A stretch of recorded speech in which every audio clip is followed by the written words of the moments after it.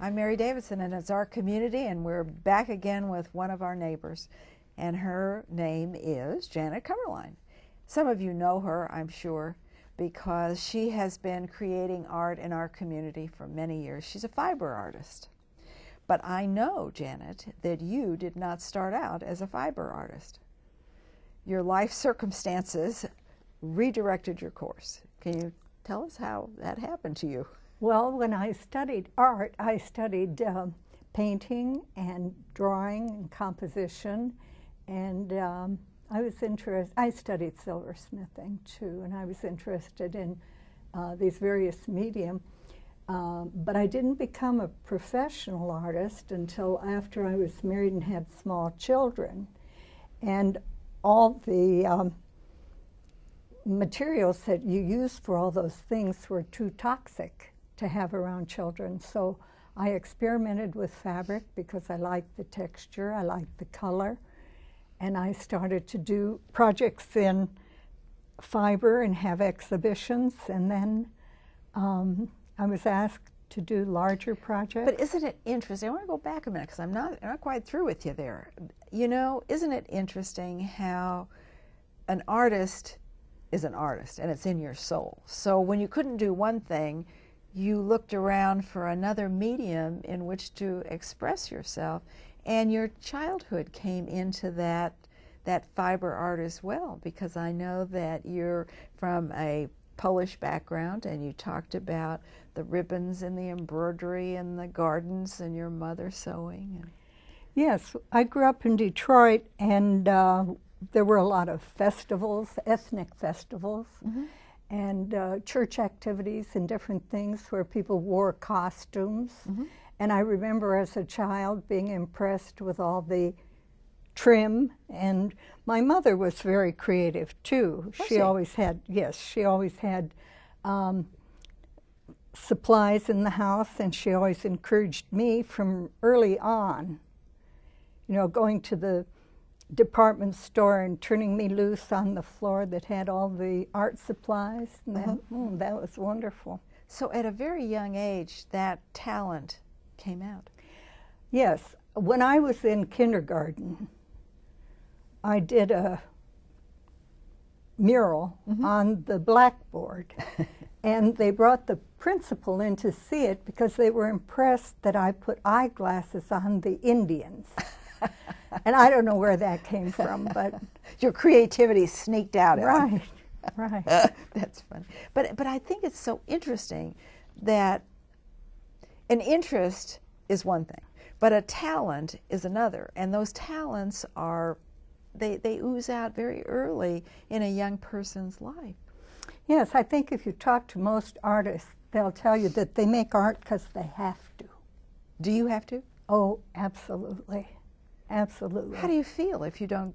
Was there ever a period in your life where you didn't do anything? Well, yes. When I was very busy with the small children, I didn't do it because there were just too many things to do with children. You were too busy. Well, you have to be able to think a little bit about your... You have to have blocks of time. Yeah.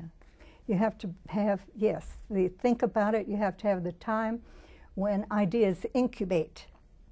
But you can be doing other things when that happens. You know, you can be cleaning a house or... But you still wanted to. It was, there was a drive in there somehow. As soon as we moved into a house that had a dishwasher and the children were going to school, I started to do the fabric collages. I know that you started your fiber in the 60s, but it didn't catch on right away. It took you about 10 years before you started. Actually, there were quite a few things going on in the 60s internationally in fiber art. There was a resurgence in tapestry, and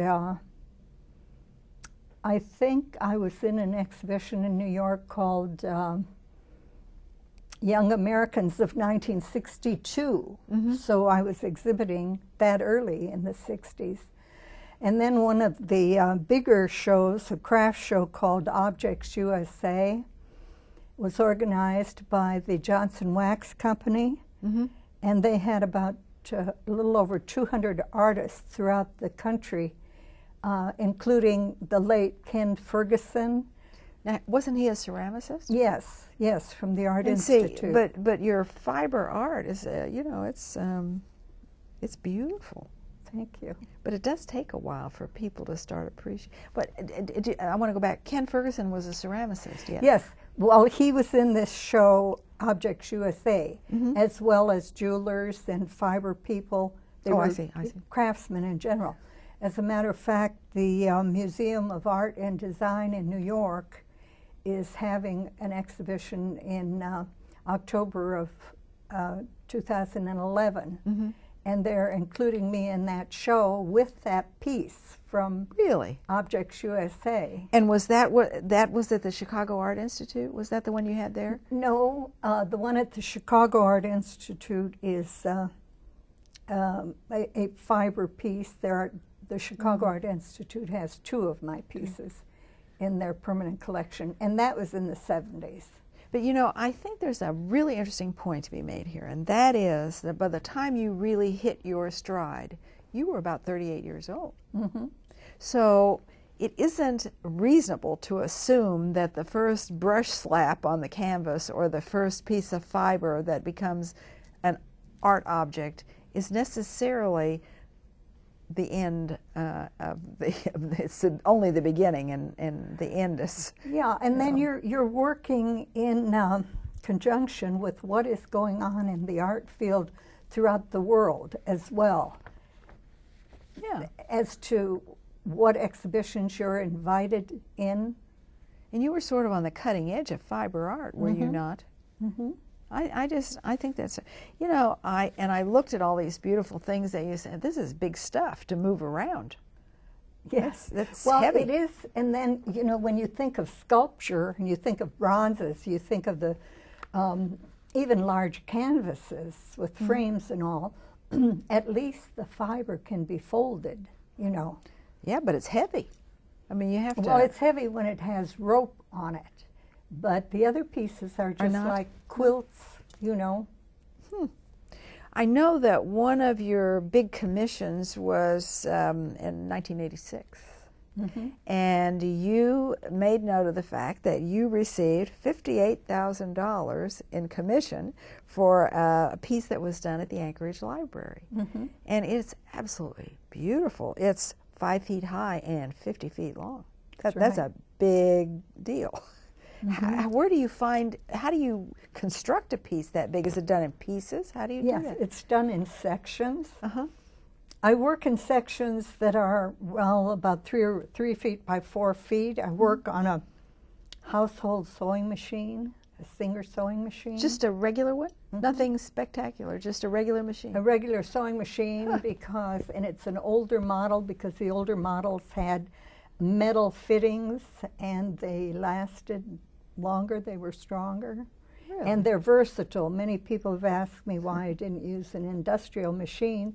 And the reason is that with a household machine, you can sew forward and backwards and change your stitches and pull them out if you want to. Yeah, and it's like it's using a machine as a drawing tool. When you let's just take the Anchorage installation. When you received that commission, you had to send them something. What do you draw it first? How do you go about this? Before the Anchorage piece, I did a piece for the Social Security building in Richmond, California. And it was commissioned by the General Services Administration, and they did a book called The Place of Art in the World of Architecture. And the people in Anchorage saw the piece in Richmond, California, and called and said, pardon me, would you be interested? They called in June, I think, and you know what the weather's like in Kansas in June. So I got a call from Alaska saying, would you be interested in doing a piece for our library in Alaska? You said, and I said yes. Absolutely. Where did you get your inspiration? You went to look at the library, I'm sure. I did. I looked at the library before it was finished, and it was a curvilinear wall in the mezzanine area. So I knew, and see, that's another thing. Fiber is applicable in places where paintings or other things might not be. Because it's flexible. Yeah, because of being able to move. So I knew the kind of space I was dealing with. I knew the piece that they had responded to earlier, and I did 3 drawings. Were they all different or somewhat the same? Somewhat the same because it was the same You had the same configuration, giving them some variety so that there was a choice. You know, they could choose one of the 3. I think that's and you think these things up when you're driving down the street, when you're sitting in the bathtub, when you have a block of time. I used to like to maybe take a car trip, like from here to St. Louis or someplace, or no phones, no children, no anything, where you just can. Well, I know that when you create in your studio, you like to listen to jazz. I do. Why? Why jazz? Why? Well, see, I grew up in Detroit, and Detroit has a long, many talented jazz musicians. I had many friends who had wonderful jazz collections, and you develop a taste for it. Is it the music or the jazz, or both? Does music help you to create? I mean, I think that's sort of interesting myself. Not necessarily. Many times I listen to classical music in my studio during the day, too. It's just nice. It's soothing to have as a background sound. See, but the interesting thing, when I asked you that question, you stopped a minute because you really didn't know exactly. It's just something that lends to the atmosphere. So you didn't. You kind of stopped on me there, and so you really didn't have a particular. I think that's so interesting. It's just all part of the picture. That's right. I just think that's so interesting. Well, not to be outdone here with these big installations, at some point you started making fiber vessels. Well, see, that's interesting because when you do these large pieces, what do you do with all the leftovers? What do you do with all these bags and bags of little pieces of fabric? And there was a show in at the Nelson years ago called Echoes, and it was ceramic artists that did pieces, and then the people who were influenced by them. And I've always been interested in the vessel form, but not particularly drawn to clay. So I devised a way of using the fabric with adhesives and molds and forms to create vessels with fiber. So these are sort of casseroles because they used all your extra pieces. Yeah, right. How do you get them to stick together? I use different kinds of adhesives, and they get very hard. And then when they're hard, do you paint them on? I paint them. No, do you paint the adhesives? No? I dip them. We dip them. So they're kind of liquidy. Yeah. It works like kind of like paper mache. Right. It is very much like paper mache, only it's fabric. So it's hardier. And there are many layers, and you could take a piece and throw it across the room, and nothing happens to it. They're heavy then? No, they're not heavy. They're quite lightweight, Are they? But they're sturdy. That's what we like, sturdy. Well, then your fiber art is sturdy too. Well, yes, and it deliberately so, because when I started working in fiber, one thing I did not like were pieces I had seen that were flimsy, you know, and I was not interested in doing that. I wanted to do something that was substantial and yet lightweight and textural, so that it had the feel of fiber, but it didn't. It wasn't flimsy. Well, let's talk about the vessels and the soft art. They all are, and your paintings, they're all color. They're full of color. What part does color play in your design, or do you just kind of choose as you go along? What? I think almost color comes before form for me. Really? I think if I'm conceiving a piece, I think of something in terms of vibrancy, yellows, this, and then I create a composition that utilizes those colors. The painting that you You're brought. asking me things I've never thought of before, Mary. I'm making it up as we speak. That's okay. This is a tulip, this painting that you brought. The color is beautiful. You've picked kind of a pink and an orange and a green. And you thought about the color first? Or the tulip first?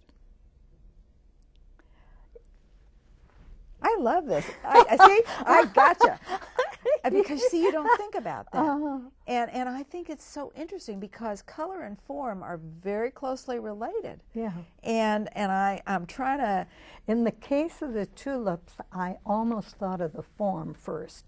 It's called the clash of the dragon tulips. I was thinking of this. You know, I was thinking of flowers in a dynamic way, you know. Absolutely. So you didn't use lavender, and you didn't use... Well, you could. I mean, lavender is dynamic. It is, but this is a clash. I mean, this really, I think, brings forth your thinking on that subject. I think it's so interesting. And you combine, you know, you have undergone kind of an evolution. Well, I want to bring out one of your products, your art is really colorful. And yet you have on a gray shirt and a black jacket and a black pants. Are you colorful in your dress? I do. I wear colorful jackets, but isn't black supposed to be slimming? I don't know, but if it is, I'm going to go out and buy black. I don't know, but I thought, you know, and some of your jewelry that you make is in Neutrals. Gray, neutrals. Yeah. Yeah. I do. I use some color, but I do like a brown, beige, and black, and rust palette. Yeah, too. I think that's interesting. But you're combining materials, because in your evolution, it's all combined materials. I mean, you're really doing the same thing in a different form and often in a different medium. And you wrap threads, and you have flowing braids, and you have waves of yarn.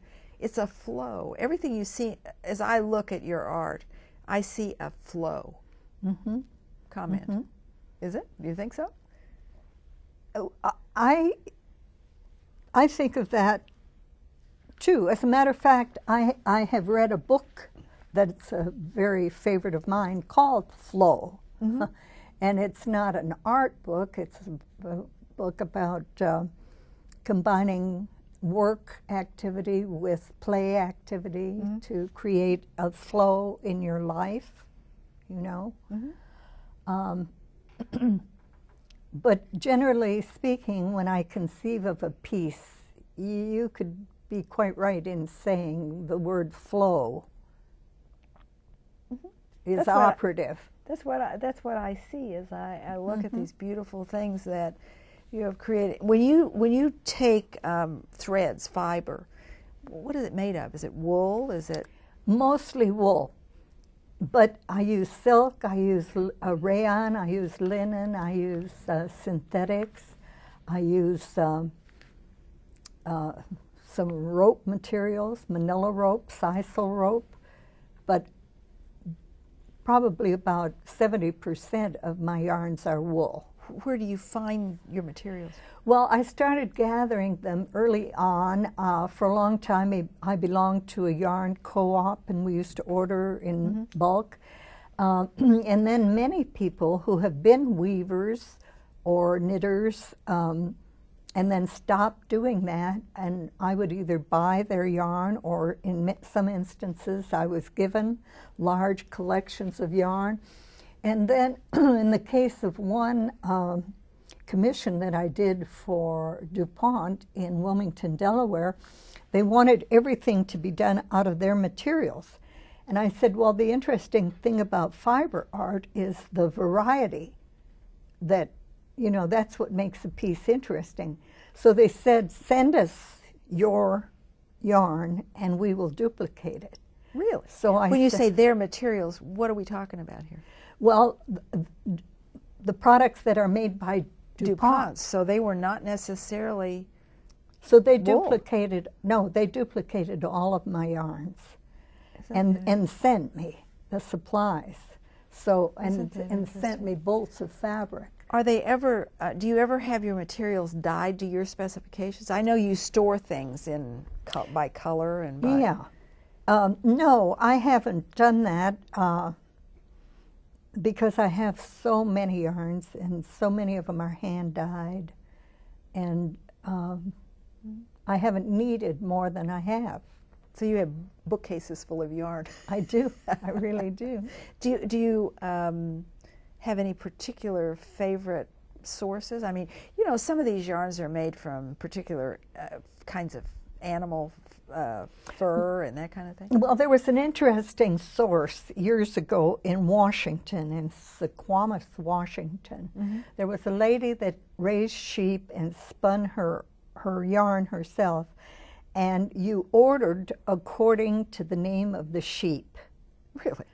But sometimes when you ordered a little bit later, the colors would change a little as the sheep got gray, which was interesting to me. You'd get the same color sheep, but it would have, I mean, you'd get the same color yarn, but it would have some gray in it because the sheep was going gray. It happens to all of us. It does, doesn't it? Do you have a favorite color? Yeah, I think a deep scarlet red is my favorite color. Because I see that coming out lots in your work. Yeah, and also a deep blue green. Peacock blue, kind of. Yeah. Does the favorite color change with the day? I mean, sometimes you get up and you like blue better than red or yellow better than green, or does your mood have anything to do with it? I've never noticed. Never noticed. I think that's interesting too. Everything you do is very organic. Mm-hmm. Was that by design or by accident? Well, because you could have used synthetic fibers. You didn't have to. You mean the use of wool being organic? Mm-hmm. Yes. Most of the more interesting wools. What makes wool interesting? Color? The feel of it, yeah. I just think that. When you buy wool, do you ask them to send you a sample? Oh, well, yes. All the companies have large color shots, but it's been such a long time since I've had to buy any wool. Yeah, I don't do it anymore. They all saw how much you have saved up. Right. You have another incarnation that we need to talk about, and that is that you have begun doing fiber art for churches and synagogues. Mm-hmm. How did you get into that? Well, I exhibited in galleries when I was starting out in the 60s, and I was approached by an Episcopal minister to do a piece for the stone wall in his church, the St. Paul's Church in Kansas City, Kansas. Mm-hmm. It was 10 feet by 15 feet, and he asked if I could do something that size, and I didn't think I could. I mean, that's a big number. Well, it's a big number to jump from little 2 foot by 3 feet pieces. Yeah. But I thought about it and, worked through the design process. Mm-hmm. And I did it. And, of course, now it seems like a postage stamp to me. I know you did a very nice piece for Beth Shalom Synagogue here in the Kansas City area. When you were commissioned to do that, what kind of a conversation did you have? Well, in the case of all the liturgical pieces I do, I meet with the rabbi or the priest or the minister, because I'm not a theologian, and I want to be sure that the symbolism I'm using is correct. And so in each case we have long discussions sometimes. Now you have some Hebrew letters along the bottom of the piece. What does that say? And I conferred with Joe O'Shiver, the architect, and he guided me not only in, but all the subtleties of the characters so that I got them. And it says, Mount Sinai was wrapped in smoke, and the Lord descended like flame. And who came up with that thought? Rabbi Margulis and myself.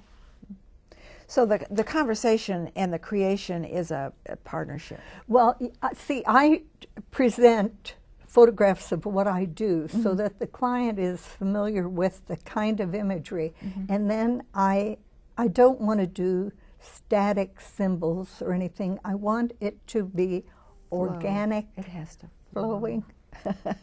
Fire, earth, water. These are the elements that... and soul, I have to say. Your latest attempt is jewelry. And I am wearing a piece of Janet Kuemmerlein jewelry, which I think and is it looks wonderful on you, Mary. Beautiful. And she does things with ribbons, back to your roots again, with the Polish ribbons and the embroidery. This is one. Those are Janet has on one. Here are some, as you paint some of them are wooden beads that you paint. Right. You told me you sit at night and paint beads. Right. Well, the way I got interested in the jewelry was when the Johnson County Community College had an auction and gave all the artists a square of silver. Now, I did study silversmithing at Cranbrook for a short time, but we weren't allowed to do jewelry. So, you know, when you're told you can't do something, you want to do it. You showed them, you did it anyway. Yeah. So I made a necklace with a little turquoise beads by making little silver beads out of this square of silver. And I crocheted it with silver wire, and I got interested in doing it and started buying beads, and it's really addictive. Your jewelry, your necklaces are in the gift shop at the Norman Gallery if anybody is interested. And you have some in there that are made of kind of ribbons. They're fiber. And those are silk ribbons that come from Wales. And they have little things in them, little beads and things. They're very pretty. Thank you. So where are you going now? What are you going to do? Well, one of the things that I've done recently is a series of portraits of women jazz artists, too. So you've gone back to painting?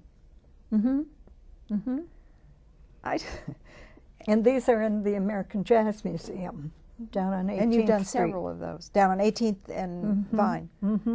Well, I think that there'll be a number of people that will want to go down and see them because they are very creative. So I think that as I thank you, Janet Kuemmerlein, for coming to visit us and sharing with us your talent and your energy and your ability to put forth some of your soul so that we can all enjoy what you've done over these many years. I would have to say that if it is indeed true that art is food for the soul, then that is truly a measure of Janet Kuemmerlein's success. Thank you so much. Thank you for being with us and for meeting a new neighbor. It is our community. We'll be back soon. We hope to see you.